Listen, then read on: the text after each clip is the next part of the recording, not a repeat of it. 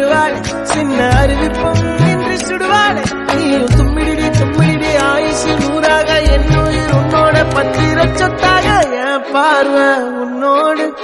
உன் பொம்மை கண்ணோடு பேசாமல் விண்ணோடு நாம் மிதந்து போவோம் காதாரா அடியா